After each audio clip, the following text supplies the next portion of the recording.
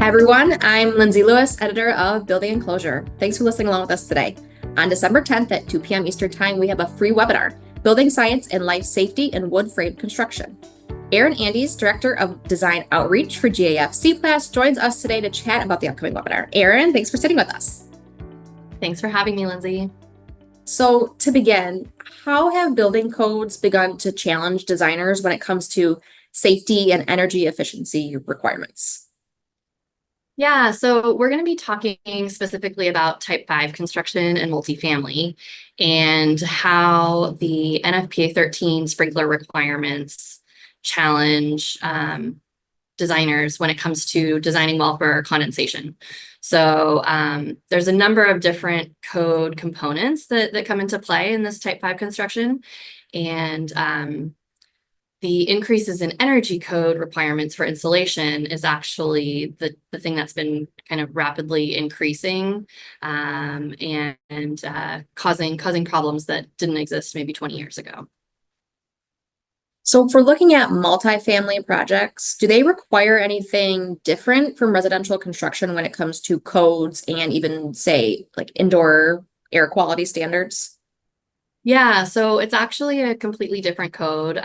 Single family homes are under the residential code, and multifamily is typically either commercial, or in California where I practice, there's actually its own separate chapter in the code. So that new change here in California is really causing some confusion. So most designers. Now, if we're looking at the risk of condensation, how does that increase with NFPA 13 sprinkler requirements? Yeah, so NFPA 13 requires not only the pendant sprinklers that you see when you're inside like a hotel or an apartment building for wood frame construction, and it also requires upright sprinklers that go into the ceiling space in case a fire were to transition to that space where it's not seen. And one of the things that developers try to do to save money is to eliminate those upright sprinklers. And there are kind of some loopholes in the code in NFPA 13 that allow you to do that. And one of those provisions is filling the space with batt insulation. And it's very specific that it wants it to be non-combustible insulation. So that's obviously a lot cheaper than putting in these sprinklers and having to maintain and deal with these sprinklers over the life of the building. So the problem is that changes where the dew point occurs in the roof assembly, and especially with deeper trusses, if you're doing big spans, that exacerbates the problem even further.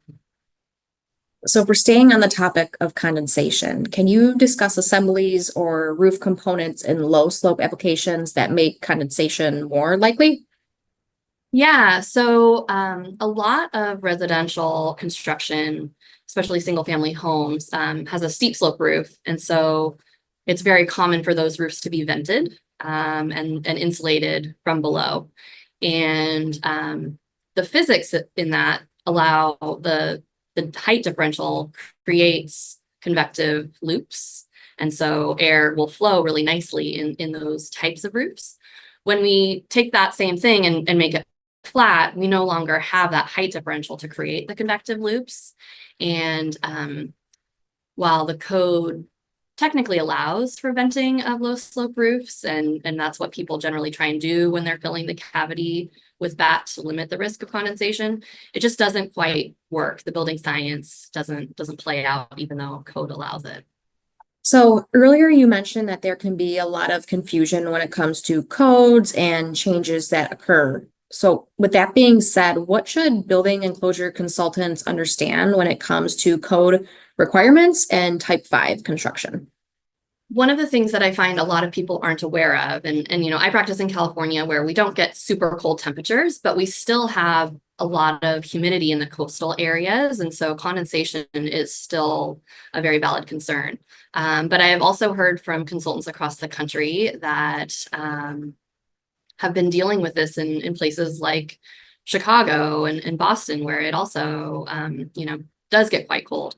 So it's not just a mild climate issue, but there is sort of this idea that if you're providing enough insulation in that ceiling cavity and kind of doing a 2-for-1 with the insulation to limit the sprinklers, but also to provide your R value, that you should be good.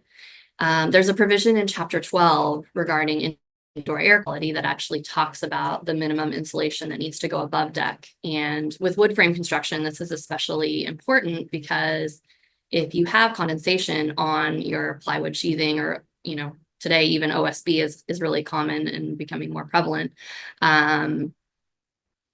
it will, degrade with that moisture. And so the condensation is actually becoming a bigger problem. And we're seeing more kind of structural failures as a result. So can you chat a little bit about the risks associated with the various compliance paths?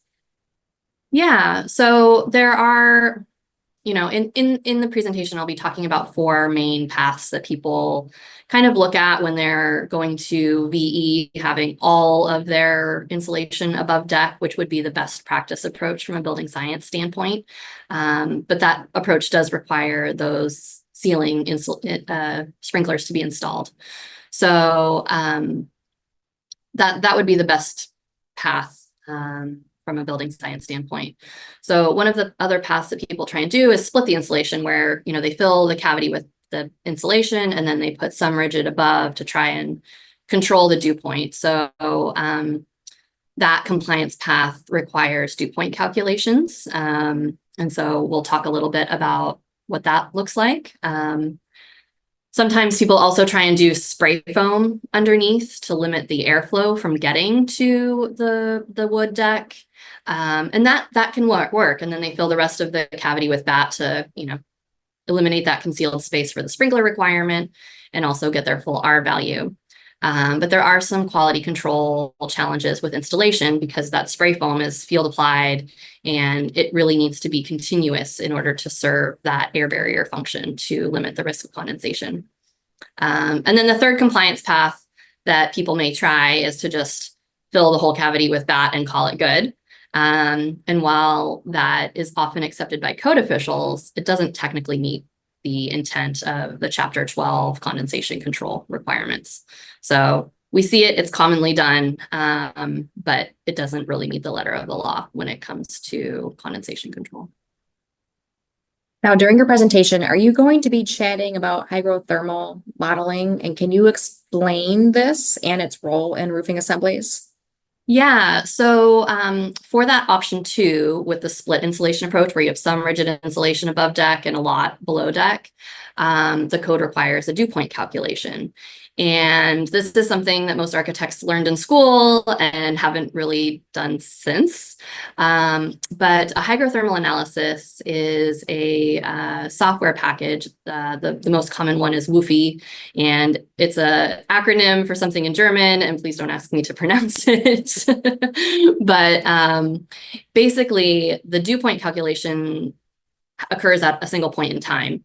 And the modeling software models many points in time over the course of years so that you can really look at trends and see if you have a wetting problem or if you have a trend that goes towards drying, or if it's cyclical. And if you have enough time where things are drying out, it may not be a problem. And so it's a tool that you can use to see if the condensation is just something that happens for a little bit and then it can dry out, or if it's something that's going to continually add a saturation property to the wood, and causing problems.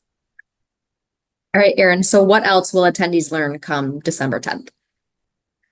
Hopefully they'll just have a better understanding of the code. I know that it's a lot to really dive into this code analysis. And so we'll be providing people with, snippets of specific code requirements that they can have in their tool belt when these VE conversations come up. I think that's a big challenge that designers face is, they've maybe spent a year or 2 working on their design, and then they have like 3 weeks to lower cost, and they don't have time to do that code analysis because they already did something and they already designed something that met code. So my hope is that we'll arm people with the code requirements so that they have them on the ready when the developer kind of springs this question on them.